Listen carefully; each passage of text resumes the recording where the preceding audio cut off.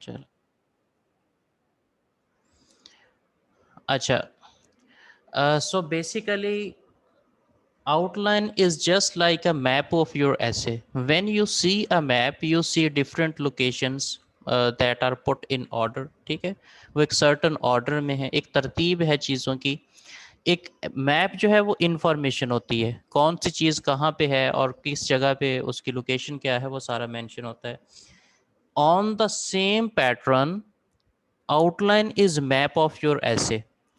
Basically ये एक sketch होता है, एक मैप होता है जो कि रीडर को बताता है कि आप ऐसे में मेंशन क्या करने जा रहे हैं, लिखने क्या जा रहे हैं। ठीक है, जैसे कि यहाँ पे बताया गया, एक रिलेशनशिप को शो करती है आइडियाज़ के। It shows the relationship among ideas in your writing. Ideas क्या होते हैं? आपके बॉडी पैराग्राफ्स हैं। जैसे आपको मैंने पहले बताया कि ऐसे के 3 पार्ट्स होते हैं, introduction, body paragraphs and conclusion. ठीक है, सो ये सारी की सारी चीज़ें जो हैं वो आउटलाइन में मेंशन होती हैं। बॉडी पैराग्राफ्स भी जो है वो एक इंफॉर्मेशन होती है, एक आइडिया होता है। ठीक है, तो ये सारा आपको एक जर्नल इंफॉर्मेशन है जो आपकी आउटलाइन बताती है about your body paragraphs are in journal about your essay. Constructs an ordered overview of your writing. Ordered overview, एक तरतीब होनी चाहिए, इंफॉर्मेशन की एक तरतीब होनी चाहिए, एक डिसएरे नहीं होना चाहिए। ठीक है, सो एक सर्टन ऑर्डर डिवेल्प करती है आउटलाइन, जो है एक सर्टन ऑर्डर डिवेल्प करती है in your writing.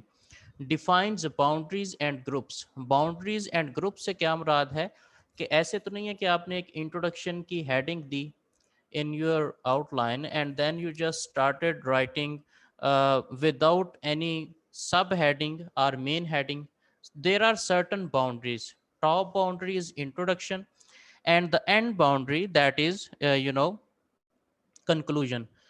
In between these two, in introduction and conclusion, there are headings and subheadings and they are important too, क्योंकि उनसे बॉडी पैराग्राफ्स जो हैं वो इमर्ज होते हैं। ठीक है, how do I create an outline? Determine the purpose of your paper. Purpose क्या है ऐसे लिखने का? Determine the audience you are writing for. Develop the thesis of your paper. कैसे बनाते हैं आउटलाइन? बनाने का प्रोसेस क्या है? आउटलाइन को कैसे बनाई जाती है? ब्रेन स्टॉर्म करें। ठीक है, ब्रेन स्टॉर्म से क्या मुराद है? 2 वर्ड से मिलके बना है ये, ब्रेन एंड स्टॉर्म। एक आइडियाज़ का एक स्टॉर्म लेके आए अपने माइंड में, अपने ख्यालात, बहुत सारे ख्यालात लेके आए माइंड में उस टॉपिक से रिलेटेड जो हैं। मसलन टॉपिक है आपका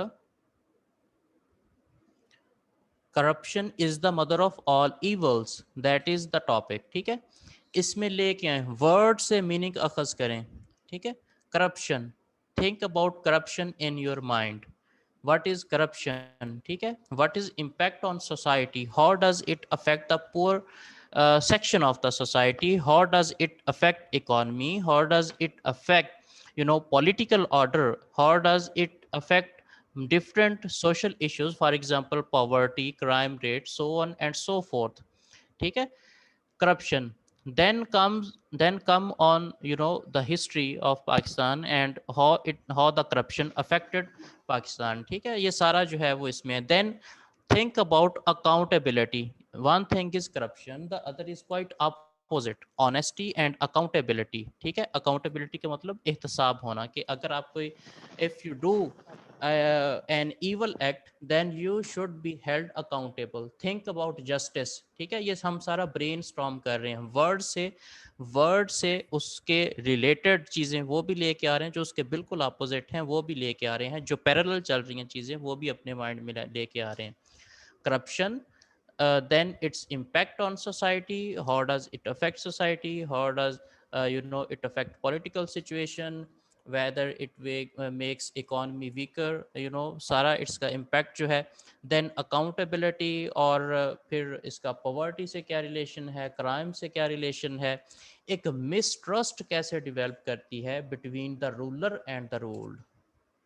ठीक, समझ रहे हैं ना इस बात को? हम ब्रेन स्टॉर्म कर रहे हैं, ख्यालात का एक तूफान अपने जहन में लेके आ रहे हैं, इसे कहते हैं ब्रेन स्टॉर्म। पता लगा ब्रेन स्टॉर्म क्या होता है? Yes sir. Yes, this is called brain storm. एक ख्यालात का तूफान लेके आए अपने माइंड में। डायरेक्ट आप कभी भी नहीं बना सकते आउटलाइन, ठीक है?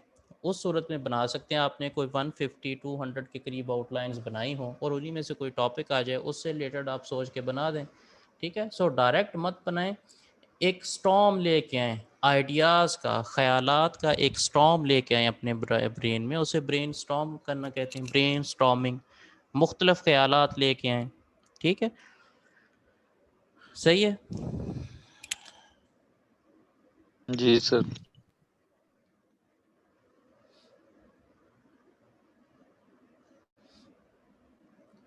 Organise group related ideas together, ठीक है? Group related ideas together.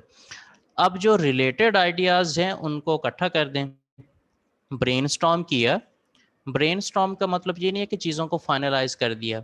एक रफ वर्क होता है ब्रेनस्टॉर्म जो है, उस रफ वर्क को पेज पे लिख दें और देन उन्हें ऑर्गेनाइज करना शुरू कर दें। मसलन आपने सोचा कि जस्टिस क्या है, पॉवर्टी क्या है, अकाउंटेबिलिटी क्या है, ठीक है, ऑनेस्टी क्या है, मॉरल वैल्यूज़ क्या है, पॉलिटिक्स क्या है, ये सारा आपने सोचा। देन यू थिंक कि अब जो है वो मैंने इसके इम्पैक्ट्स मेंशन करने हैं करप्शन के ऑन सोसाइटी, ठीक है? आप इम्पैक्ट जो है वो ऑर्गेनाइज करना शुरू कर देते हैं, ठीक है? उसमें जो यूज़फुल चीज़ें हैं वो आप मेंशन कर देते हैं, जैसे कि जो है वो इधर लिखा है हमने, ठीक है? Causes of rampant corruption in Pakistan, ठीक? हमने जो है वो सोचा कि सोशियो इकोनॉमिक इन इक्वालिटीज़ करप्शन की वजह से आती हैं, ठीक है? जो रिसोर्सेज हैं कंट्री के, they you know just are held by few hands in the country, ठीक है? while the large section of society is resourceless, ठीक है? और they face the shortage of resources से मुराद इकोनॉमिक अपॉर्चुनिटीज़ होती हैं, ठीक है? To earn some living. So this is important कि आप उन आइडियाज़ को ऑर्गेनाइज करना शुरू कर दें।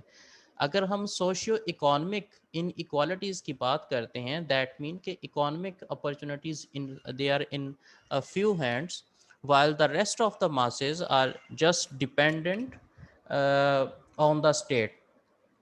Then comes the poverty, ठीक है? If people are having shortage of resources, then poverty is inevitable, they will face poverty, ठीक है? हमने ऑर्गेनाइज कर दिया, कौन से रिलेटेड आइडियाज़ को हमने ऑर्गेनाइज कर दिया। दूसरा स्टेप है रिलेटेड आइडियाज़ को इकट्ठा कर दें, ठीक है? Order arrange material in sub sections from general to specific or from abstract to concrete, ठीक है?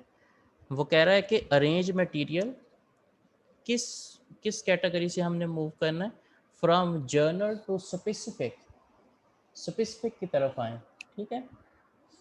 Create main and sub headings, main headings कौन सी होती हैं और सब हेडिंग्स कौन सी होती हैं वो भी मैं आपको बता देता हूँ।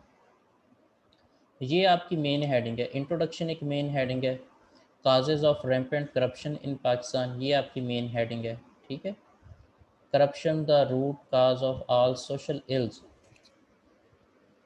ये भी आपकी एक मेजर हेडिंग या मेन हेडिंग है, ठीक है? और मेयर्स टू रिड्यूस करप्शन, ये भी आप मेजर हेडिंग है। और कंक्लूजन भी आपकी एक मेन या मेजर हेडिंग है। इनके जो नीचे लिखी हुई हैं 1 2 3 4 5 6 करके, इन्हें आप ABC की फॉर्म में लिखें, 1 2 3 ना लिखें, यहाँ पे लिखें जो मेजर हेडिंग है उसके साथ लिखें 1 या 2 या 3, जबकि इनके साथ ABCDE so on and so fourth जो है वो मेंशन करें, ठीक है? अच्छा, इसमें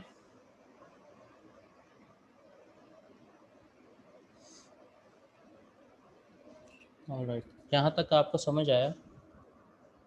देन हम आगे मूव करते हैं। यस सर, यहाँ तक समझ आ गया। समझ आ गया, ठीक है? बाकी जिन्होंने नया ज्वाइन किया है उनको समझ आई है?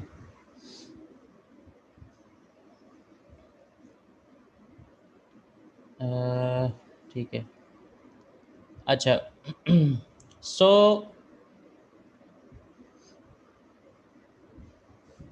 आपको समझ ही नहीं आया?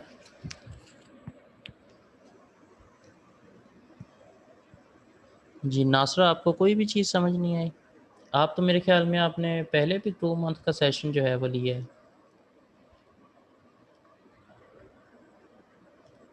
जी समझ नहीं आई आपको? क्या चीज़ समझ नहीं आई? इस लेक्चर की आपको समझ ही नहीं आई?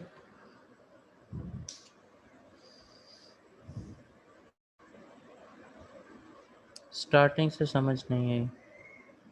अच्छा चलें, ये रिकॉर्ड हो रहा है, फिर स्टार्टिंग से आप सुन लीजिएगा, क्योंकि हम तो काफ़ी आगे आ चुके हैं। स्टार्टिंग से आप सुन लीजिएगा, रिकॉर्डेड लेक्चर है। अच्छा देन जो है वो नेक्स्ट क्या है?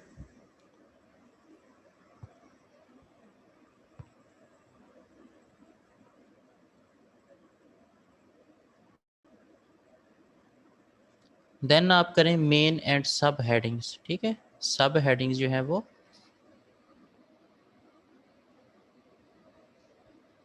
ये वाली आपकी सब हेडिंग्स हैं 1 to 3, जिनके साथ लिखा गया है socio economic in equalities prevalent in society, rampant poverty, absence of circulation of wealth, weak accountability regimes, lack of institutional capacity, fragile political system of Pakistan। ठीक है, एंड टैक्स इवेजन्स, ये आपकी सब हेडिंग्स हैं।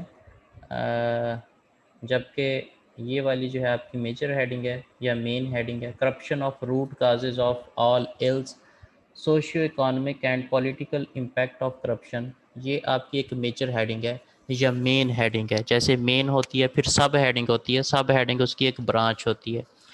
एक स्टेम है, जैसे कि एक जो दरख्त होता है उसका एक तना होता है, स्टेम होता है, उससे डिफरेंट ब्रांचेस निकलती हैं। इसी तरह से ये भी सेम ही है। ठीक है, ये आपकी एक मेजर हेडिंग है, इससे डिफरेंट ब्रांचेस निकल रही हैं, जैसे ट्री के स्टेम से निकलती हैं ये ब्रांचेस हैं। Reeks havoc on economy of the country, यानी कि करप्शन जो है वो रूट काज तो है, इसके इम्पैक्ट क्या हैं, ये इकॉनमी पे इफ़ेक्ट करती है। Increase in crime rate, crime rate increase करती है। Non circulation of wealth increases poverty, poverty जो है वो इनएविटेबल है। ठीक है, इंस्टीट्यूशनल इंटेग्रिटी जो है वो मतलब एक रिस्क पे आ जाती है। प्रोविंशियल डिस्कॉर्ड, एक जो सूबे हैं आपके उनमें डिसयूनिटी आ जाती है। डिस्कॉर्ड का मतलब होता है डिसयूनिटी। ठीक है, ना इत्तफाकी। ठीक है, एक तो होता है इत्तेफाक, उसका उलट है ना इत्तेफाकी। डिस्कॉर्ड का मतलब होता है ना इत्तेफाकी या बे इत्तकाफी। प्रोविंशियल डिस्कॉर्ड, ठीक है, सूबाई ना इत्तेफाकी। ड्यू टू मीगर रिसोर्सेज, जब रिसोर्सेज कुछ हाथों में होंगे तो करप्शन भी ज़्यादा हो रही है। तो इसका मतलब ये है कि जो सूबे हैं वो एक दूसरे उनमें फ्रिक्शन आ जाएगी। ठीक है, brings lawlessness in society, lawlessness जो है वो आती है सोसाइटी में। तो लॉलेसनेस जो है वो स्टेट में आती है। ठीक है, मेयर्स क्या है करप्शन को रिड्यूस करने की?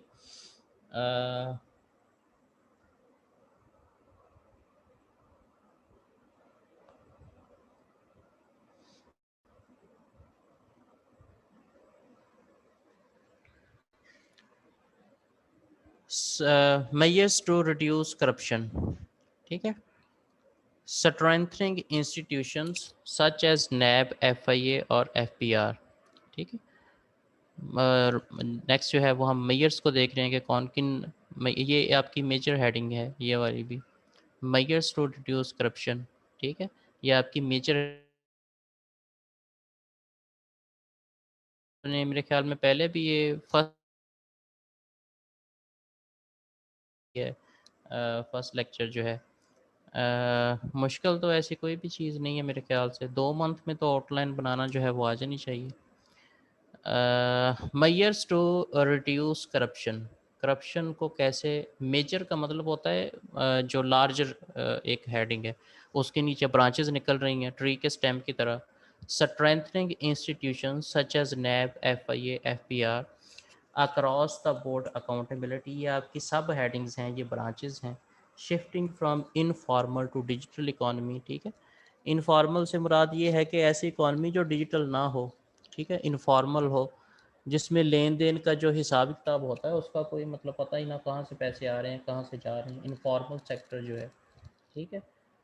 इसे डिजिटलाइज कर दिया जाए, क्योंकि जो है वो जब कोई पैसों का लेन देन करता है करप्शन में, उसका कोई रिकॉर्ड तो कोई आता नहीं है, ठीक है। क्यों, कौन सी को डिजिटल है, कोई बिल नहीं देने, ठीक है ना। मसलन जो है वो ऐसा देखें आपके पैटर्न जो है वो चल रहा है, बहुत कम मतलब ऐसे होंगे पाकिस्तान में ऐसे सेक्टर्स जहाँ पे रेगुलर ई बिलिंग होती है, मतलब वो जो आपको वो रिसीट देते हैं, जो पर्ची काट के देते हैं बिल की वो पर्ची होती है ना, वो डिजिटल उसका रिकॉर्ड जो है बहुत कम बिजनेसेस जो हैं वो रखते हैं, सारा इनफॉर्मल चल रहा है, ठीक है।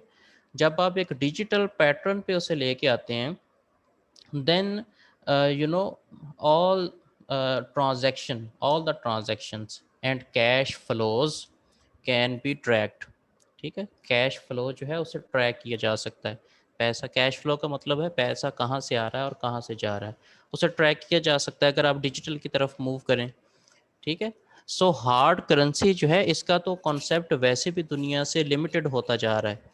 अगले जो आने वाले 30 से 40 साल हैं, उसमें कुछ इम्पॉर्टेंट जो चीज़ जो चेंजेस आएंगी, वो 3 से 4 चेंजेस हैं जो बहुत इम्पॉर्टेंट हैं, जो अगले 3 से 4 साल में आएंगी। Number 1, the world will move from offline mode to online mode, ठीक है। ये पेंडेमिक में भी हमने देखा कि दुनिया फिजिकल वर्क से ऑनलाइन वर्क की तरफ जा रही है, ठीक है, जिससे जॉब नेचर्स जो हैं वो चेंज होंगी, ठीक है। डिजिटल जॉब्स जो हैं वो ज़्यादा आएंगी, सो उस तरह से अपने आप को इक्विप करना भी ज़रूरी है, ठीक है। वर्ल्ड कहाँ से कहाँ मूव करेगी, एक ऑफलाइन मोड से ऑनलाइन डिजिटल मोड की तरफ आएगी। बहुत सारे कंट्रीज़ में हो भी रहा है, लेकिन इसमें फर्दर एडवांसमेंट्स जो हैं वो आएंगी, उन उन सेक्टर्स में आएंगी जो अभी भी जो हैं वो ऑफलाइन पे रिलाई कर रहे हैं, ठीक है। Specially in third world countries में ग्रोथ जो है वो ज़्यादा होगी, ठीक है। दूसरा है ट्रैवल।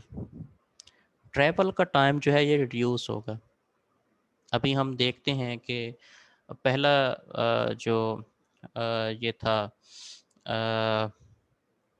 रेगुलर प्लेन्स जो थे वो वर्ल्ड वार 1 में इस्तेमाल हुए 1917 में। उससे पहले राइट ब्रदर्स जो थे उन्होंने इसके एक्सपेरिमेंट किए और प्लेन जो है उसको मतलब जो है वो दुनिया की नज़रों में लेके आए। अब देख रहे हैं 1917 से लेके 2021 तक कितनी एडवांसमेंट हो चुकी है, ठीक है। 100 साल के अंदर जो है वो इंसान मतलब कायनात में जो है वो कहाँ से कहाँ पहुँच गया है, ठीक है। सो एक ट्रैवल जो है, जो ट्रैवल चाहे वो अर्थ पे हो चाहे आउट ऑफ अर्थ हो, स्पेस ट्रैवल हो, इसका टाइम बहुत रिड्यूस होगा, ठीक है। ये भी रिड्यूस हो जाएगा, इंसान बहुत तरक्की करेगा इसमें भी। मसलन अब ज़रूरी नहीं है कि 30 से 40 साल में ही में इसमें चेंजेस आएँ, लेकिन ये है कि इट इज़ इनएविटेबल, ये होके रहेगा, ठीक है। अच्छा, और दूसरा है कि थर्ड चेंज जो है जो वर्ल्ड ओवर आएगी, वो ये है कि जो इंटरनेशनल ऑर्डर है उसमें तब्दीली आएगी, उसमें चेंज आएगी, ठीक। इंटरनेशनल ऑर्डर जो है उसमें डिफरेंट पावर्स जो हैं वो इमर्ज होंगे, डिफरेंट पावर्स। मसलन जो है पहले तो 1990 से ऑनवर्ड जो है वो डोमिनेंट रहा एक सिस्टम जो था, जो अमेरिका ने डोमिनेट किया। अब उसमें चेंजेस, स्विफ्ट चेंजेस जो हैं वो उसमें आएंगी, ठीक है। तो ये मतलब हैं ऐसे चेंजेस जो अगले 30 से चलें, मतलब हम निकल गए कहाँ से कहाँ जो है वो निकल गए। वापस आते हैं टॉपिक की तरफ। Measures to reduce corruption, strengthening institution. अच्छा, ये हो गया था shifting from informal to digital economy, ठीक है। आप शिफ्ट करें इनफॉर्मल से डिजिटल इकॉनमी की तरफ। मैथ्स अवेयरनेस की तरफ ज़रूरी है। मैथ्स अवेयरनेस जैसे नैप जो है वो आपको कहता है, मैसेज करता है से नो टू करप्शन। से नो टू करप्शन के बारे में इसमें एक लतीफ़ा किसी ने शेयर किया कि से नो टू करप्शन का मतलब ये है कि करप्शन को कुछ ना कहो। ठीक है, करप्शन को कुछ ना कहो, होने दो। यस। से से नो टू करप्शन, ठीक है, करप्शन को कुछ ना कहो। अच्छा, मैथ्स अवेयरनेस, ठीक है, अवेयरनेस ज़रूरी है। यूथ जो है वो आगे, आप जैसे लोग आगे आएंगे वो ज़रूरी है। विजन दी लीडरशिप जो है वो बड़ा ज़रूरी है। लीडरशिप का फुकदान जो है वो हमारे कंट्री में 1947 के बाद से ही रहा है। ठीक है, 47 के बाद से ही जो है वो रहा है। इंडिया इस लिहाज से खुशकिस्मत था कि उसको जो है वो गांधी भी खैर जो है वो 1948 में उन्हें भी असैसिनेट कर दिया गया था, उन्हें भी मार दिया गया था। देन हमारे जो लियाकत अली ख़ान थे 1951 में जो है वो उन्हें असैसिनेट कर दिया गया। कायदे आज़म का आपको पता ही है, एक साल ही सर्वाइव कर सके वो इंडिपेंडेंस पर, लिमिटेड टाइम जो है वो देखा उन्होंने। लेकिन इंडिया इस लिहाज से खुशकिस्मत था कि उन्हें नेहरू मिल गया, सर जवाहरलाल हमारे नेहरू। कंट्री में इसकी रीजन इस्टेब्लिशमेंट की इन्वॉल्वमेंट है। इसमें देखिए अब कितने साल जो है वो तरक्की की है। सॉरी, पाकिस्तान ने 47 में आज़ाद हुआ, तो मिलिट्री मार्शल लाज भी जो हैं वो देखें कब से कहाँ तक रहे हैं। ठीक है, 58 से लेके 69 तक। देन 69 से जो है वो 2 साल फिर रहा, फिर सिविलियन गवर्नमेंट आई 1971 के बाद जो है वो। लेकिन 71 में क्या हुआ वो सबको पता है। फिर उसके बाद जो है वो मार्शल लॉ आ गया। ठीक है, 1977 से ऑनवर्ड जो है वो मार्शल लॉ लगा रहा 86 तक। ठीक, सो देन मुशर्रफ का भी आपको पता है। ठीक है, सो ये तो मतलब वो है। सो जब जो है वो आते हैं मार्शल लॉज जो हैं वो आते हैं, तो मुल्क में करप्शन जो है वो अनकंट्रोलेबल हो जाती है। रेगुलर परसेप्शन यही है कि जो हैं वो martial laws are good. Pakistani अगर आप हर दूसरे बंदे से पूछें तो वो यही कहेगा कि मार्शल लॉज आर गुड। ठीक है, तो लेकिन जो स्कॉलर्स हैं वो यही लिखते हैं कि जब जो है वो मार्शल लॉज आते हैं तो इकॉनमी आपकी रोल बैक कर जाती है।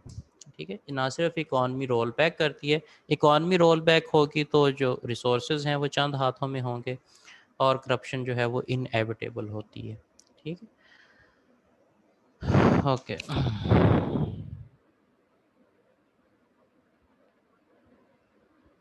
क्या कह रहे हैं ये?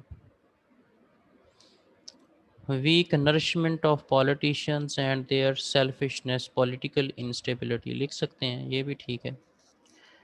ठीक है, अच्छा, देन जो है वो कंक्लूजन है। ठीक है, सो ये प्रोसेस है आउटलाइन डेवलप करने का। इसमें अगर हम देखें तो फ्रेज़ क्या होती है, आपको मैंने बताया कि फ्रेज़ की शक्ल में लिखना है। यहाँ पे लिखा है नंबर 1 है सब heading socio economic in equalities prevalent in society. Phrase आपको मैंने बताया कम्बिनेशन ऑफ टू और मोर देन टू वर्ड्स, तो फ्रेज़ भी वही है ये। ठीक है, ये फ्रेज़ है। ठीक है, कम्बिनेशन ऑफ टू और मोर देन टू वर्ड्स। ठीक,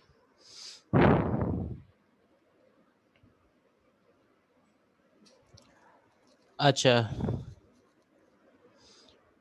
अच्छा, ये उसने कोई हमें कहा है कि एक नोट दिया है, creating creating an outline before writing your paper will make organising your thoughts a lot easier.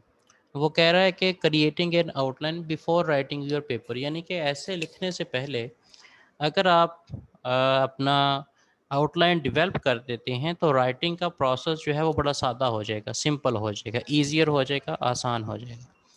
Whether you follow the suggested guidelines is up to you, but making any kind of outline, even just some jotting down some main ideas, will be beneficial to your writing process। कि आपका जो writing का process है उसके लिए बड़ी beneficial जो है ये हो सकती है outline जो है। इसकी importance तो है outline की, 20% जो weightage है हम outline को देते हैं। ठीक, इसमें से बताएं कोई चीज़ आपको समझ ना आई हो, या फिर सबको पता चला कि आउटलाइन कैसे जो है वो बनाई जाती है।